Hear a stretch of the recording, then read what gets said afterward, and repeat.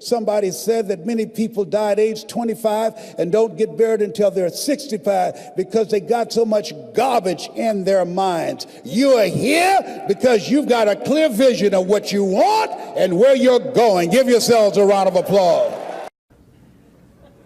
See, anybody can.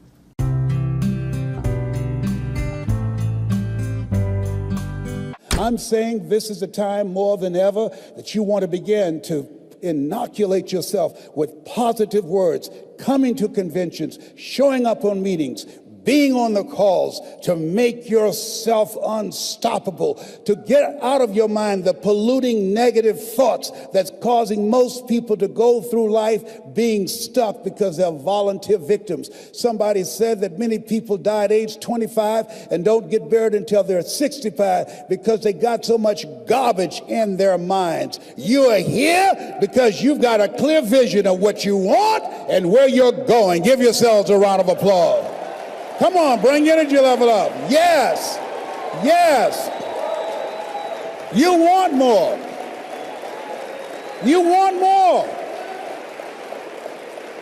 You're different. You're different than everybody else.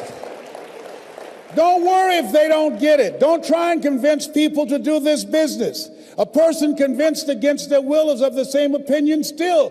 You are not like everybody else. You can walk outside and find pigeons, but if you're looking for eagles, it's going to take you a minute. You are different. It's lonely at the top. How many of you know it's lonely at the top? Raise your hands. It's lonely at the top, but you eat better. That's what I'm talking about.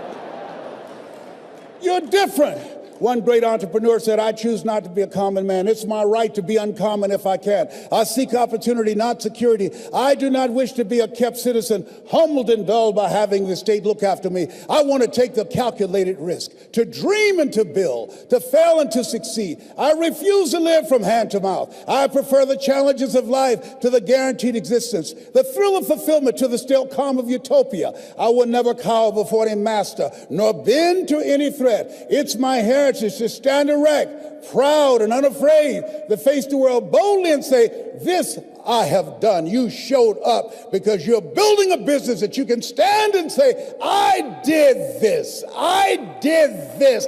This is my dream. Give yourselves a round of applause. Yes, yes, yes, yes. See, anybody can. Whether you will or not, see, that's the question. And here's a good question to ask. We are all buying somebody's plan. The question is, whose? Who's got you talked into doing what you're doing? Who's got you talked into your present plan?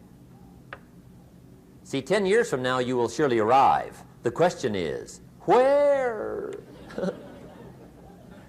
But see, anybody, if you want to, can go searching for a good plan, pick it, and start working it. And sure enough, as the time passes, as it surely will 5 years from now, 10 years from now, then you'll be winding up wearing what you want to wear, driving what you want to drive, living where you want to live, become what you want to become.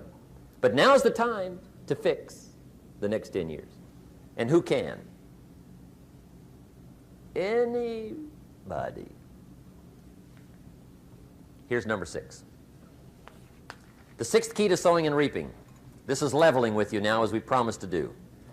There's one thing better than the truth, and that's the whole truth. And here's part of the whole truth of the law of sowing and reaping. Number 6 is, you could lose. There are times when you just lose, no matter what you do. It's that kind of planet. You reap what you sow, yes, but... What does that mean? Yes, but, well, the farmer plants his crop in the spring, takes care of it all summer, loves his family, works 10, 12 hours a day, 6, 7 days a week, is an honorable man. Come fall, he's got a beautiful crop, and he deserves every bit of it.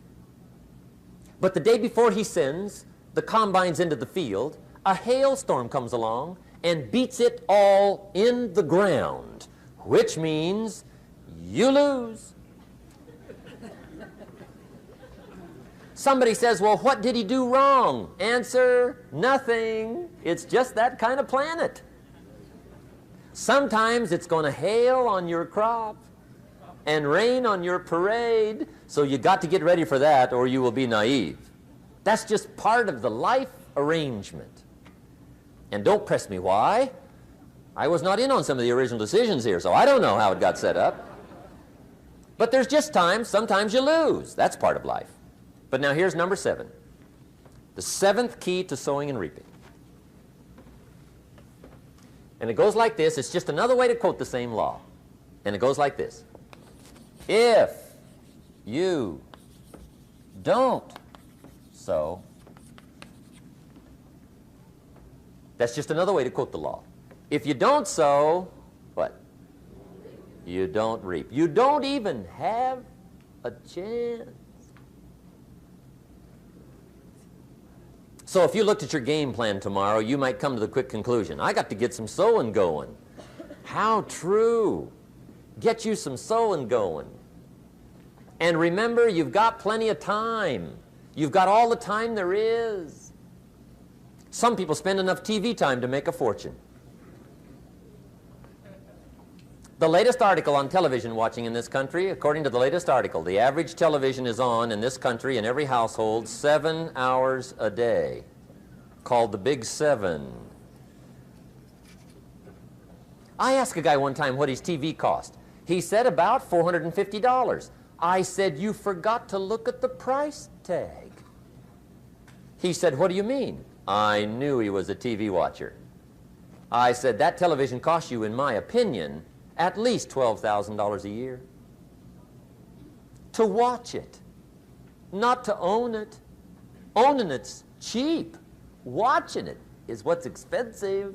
And I said, hey, $12,000 a year is too much to pay to watch TV. That's too much. Pay a little, but not $12,000. And he's the guy that said, I hope pay TV never comes.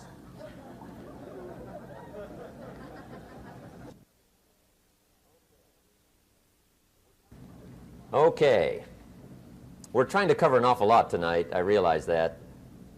But my time schedule is such that we just have to sort of give it all to you and let you sort the rest out. I wish we had plenty of time for questions and answers and that whole thing, but our time is just limited. But we are trying to go through an awful lot, I realize that. But looks like everybody's getting it. This is about the note-takingest crowd I've seen in a long time. Incredible. Does anybody have 5 pages yet? Anybody? Oh, fantastic. Incredible. Okay. Maybe you heard the story about the preacher down in Texas, southern part of the country. He was an evangelist back in the horse and buggy days. And he was very good at being an evangelist, and a lot of people used to come and hear him preach. And one day he put up his tent in one of these Texas towns and expected a big crowd as usual, come and hear him preach. And he got there, first night of the tent revival, walked in. 7:30, time to start. And to his surprise, the tent was empty. He thought, well, something must be drastically wrong. So he waited till 7:45, nobody showed up. 8 o'clock, zip. Finally, 8:15, one lone cowboy wandered up on his horse, tied his horse up outside, came in, sat down on the front bench, right, waiting for something to happen. The preacher thought, well, at least I better go down and talk to the cowboy. So he walks down, talks to the cowboy, and he says, cowboy, I'm the preacher. And he said, I don't know what to tell you. Something's gone wrong. He said, this tent was supposed to be full of people. He said, I'm embarrassed. He said, you're the only one that showed up. And he said, I really don't know what to do. And the cowboy said, well, I'm not a preacher, so I really can't tell you what to do. You know, he said, I'm just a cowboy. But he said, I know this, if I went out to feed my cattle and only one showed up, I'd at least feed it. The preacher thought, hey, the cowboy is right. If you've got a good idea to share, you should share it if there's 1 or 1,000. So he got kind of inspired by this conversation, and he jumped up on the platform and started to preach, as if the tent was full of people, just exploded. And he went for an hour. hour and 15 minutes, just kept rolling. Finally, he quit. And when he finished, he came down off the platform, talked to the cowboy again. Says, well, cowboy, what did you think of my sermon? And the cowboy said, well, I'm not a preacher, so I really can't tell. You know, he said, I'm just a cowboy. But he said, I know this. If I went out to feed my cattle and only one showed up, I'd feed it, but I wouldn't dump the whole load on it.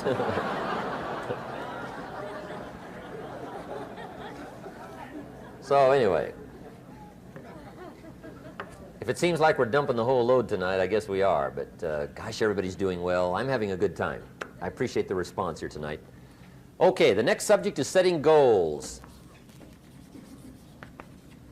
Let me show you what turned my life every way but loose. Mr. Schoaf dropped this idea on me, changed me completely.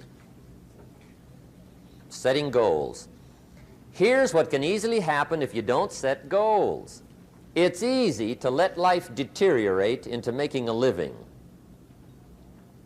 instead of designing a life. And we all have a choice: make a living or design a life. It's easy to get trapped by economic necessity and settle for existence rather than substance. That's easy. But the best advice I can give you on how to break out of that trap is to learn how to set goals. Mr. Schoaf put it to me this way. He said, Jim, if you had enough reasons, you could do the most incredible things. I never forgot how he put that. If you have enough reasons. See, reasons will change your whole life. Mr. Schoaf said to me, he said, Mr. Rohn, I think you've got plenty of intelligence, you've got plenty of talent, you've got plenty of ability. Probably what you lack is plenty of reasons. He said, I don't think your current bank balance is a true indication of your level of intelligence. I was happy to hear that. He said, I think you're much smarter than your present bank balance indicates. And that turned out to be true. I was much smarter. But of course my first question was, well then why isn't it bigger? And he said, you don't have enough reasons. You've got enough intelligence, but not enough reasons. So see, reasons can change your life. Here's what else I found out. Reasons come first, answers come second. You don't get the answers to do well till you get the reasons. Life has a mysterious way of hanging on to all the answers and only gives them up to the people that are inspired by reasons. So reasons make the difference in how your life works out. Now, what are some of the reasons for doing well? Let's go through a quick list called Reasons for Doing Well. First is personal reasons. Some people do well for recognition. Some people do well for respect. Some people do well for the way it makes them feel. They love the feeling of being a winner. Those are good reasons. I have some millionaire friends that keep working 10, 12 hours a day, making more millions. And it's not because they need the money. It's because they need the joy and the satisfaction and the pleasure that comes from being a constant winner. And see, it's not just the money anyway. It's the journey, not the money. Once in a while somebody says to me, boy, if I had $1 million, I'd never work another day in my life. That's probably why the good Lord sees to it they don't get their million, right? They'd quit. They'd quit. Okay. Next is family reasons. Some people do extremely well for other people, and that's powerful. Human beings can greatly affect each other. Sometimes we will do things for somebody else we will not do for ourselves. We're made that way. I met a man one time who said, Mr. Rohn, to do all the things I want to do with my family around the world, he said, I got to have at least $250,000 a year. I thought, incredible. Could a guy's family affect him that much? And the answer is, of course. How fortunate are the people that find themselves greatly affected by somebody for personal achievement. And we are affected. The writer of a recent song said, "If not for you, the winter would hold no spring, couldn't hear a robin sing. I just wouldn't have a clue if not for you." So we can be affected. That might be one of the most stimulating reasons to do well, finding somebody.